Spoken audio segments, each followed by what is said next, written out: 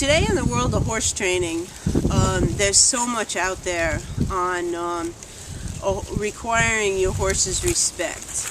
And there's a lot out there on being the boss, being alpha.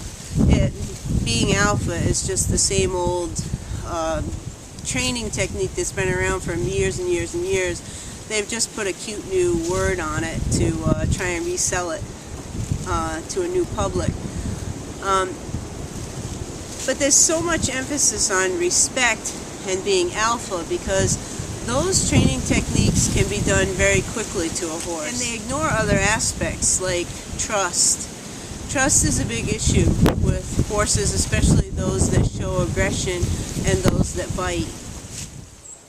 I was told by a horse trainer that when I'm in with my horse, I talk too loud, I talk too much, I gesture too much, and I gesture too wildly. Well, I'm going to propose the opposite. When you get in with your horse, I think that you should be yourself first and foremost, because if you start to try and fake who you are and not talk a lot, if you naturally talk a lot, if you talk loud and you all of a sudden have to put effort into thinking, gee, I better not talk loud, and so forth, you're putting effort into that. And the effort that you put into that is mirrored by your horse as deception. They see it as deception, and they don't really understand what you're deceiving them with. They just know that you're hiding something from them, and it could be dangerous to them at some level.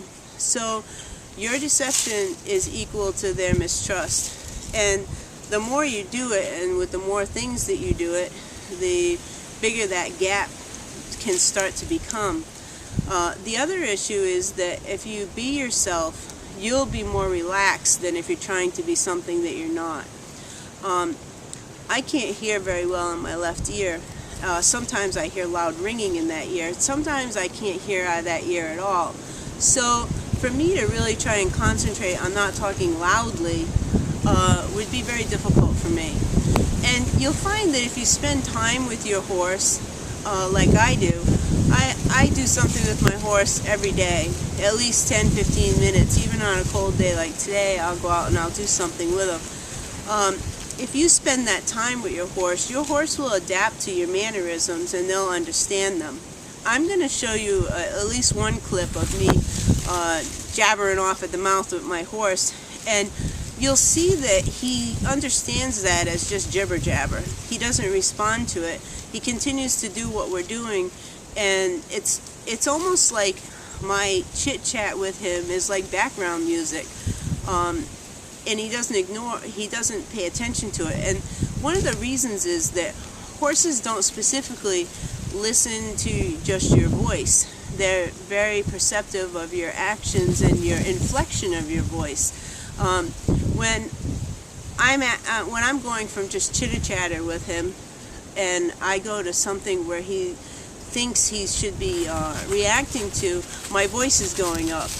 I might stand up a little bit more perky, or I'll move. Something will change. It won't be that almost monotone chitter chatter that I do with him on a regular basis. Very good. Hold on a minute. Hold on just 1 minute. That's a very good stuff. That's a very good stuff. This one fits you much nicer. This one fits you much nicer. Oh, you have to cut this end off. Yeah. You're going to have to cut that end off. Look at that. That fits Bubby much better. Yeah. Fix our knots. Fix our knots. That's a very good job. Look at you and your spiffy thing. See, it comes way up there. That fits you better than the other one. Yes, it does. Yes, it does. Come on. Watching this next clip where this horse gives me a mini checkup, he comes around, he kind of almost playfully cuts me off. And he's a little surprised by the fact that I just walk out around him and I keep going. You can almost see his posture change. You can see him drop a little bit and be like kind of ho-hum. And when we continue on, he kind of meanders into me a little bit, and I just gesture for him to move over, and he moves over, and the whole thing ends very nicely and calmly. Some people will recognize that that is a mini test of my ability to be able to be the leader. And you'll see these tests throughout the times that you work with a horse. These tests go on all the time. But in addition to the horse testing respect in that situation, he's also testing your trust. Your reaction or overreaction to a situation displays your level of trust in a horse. I know that even in that situation where he's coming around in front of me, he's not going to kick out at me. I know he's not going to turn around and bite me. I know that he's just giving me a mini checkup.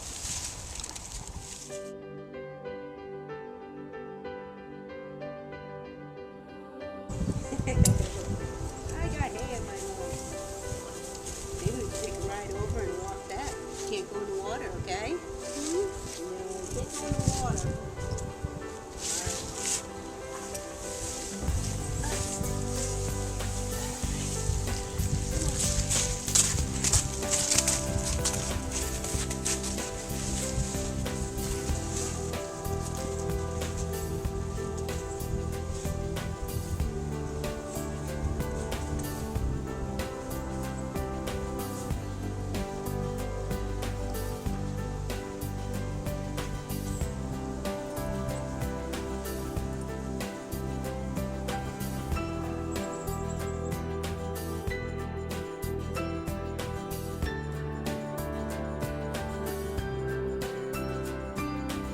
Something to keep in mind is that a horse can't trust you unless you trust it first.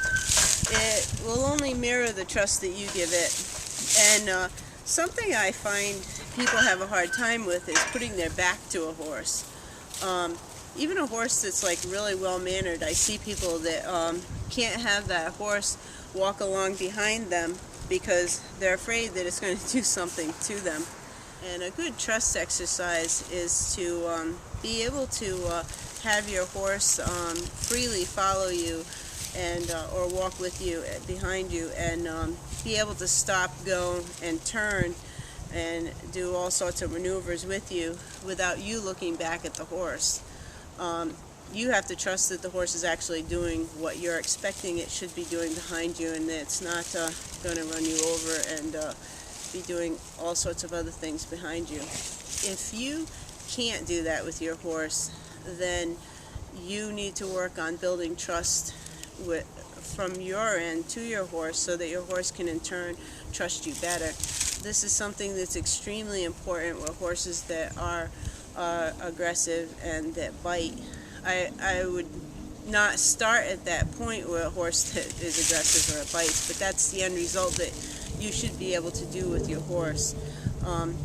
I'd start out very small and make sure that you're always safe with your horse. You can even do exercises outside the fence with your horse inside. If that's the point where you feel that you're safe, that's where you should begin. My grandfather always used to say that if you're not sure what the end result's going to be with something that you're doing with your horse, you're probably starting too far forward in the process, and you need to back up and start further back from there. Like say if your horse looks aggressive to you when you're approaching the fence, then perhaps you should be starting your work with that horse maybe 10-12 feet away. And what are you doing to my shirt back there, buddy? Huh? See, he knows he's not supposed to have his head out over the fence to get a treat. You see him put it back. Are you being a good boy? Huh? You are a good boy, huh? All right.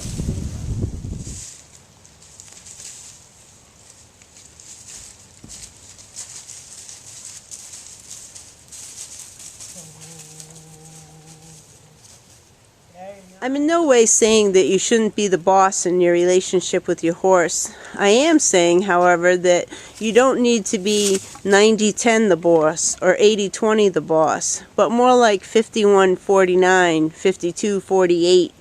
52-48. And you need to put some trust in there along with respect.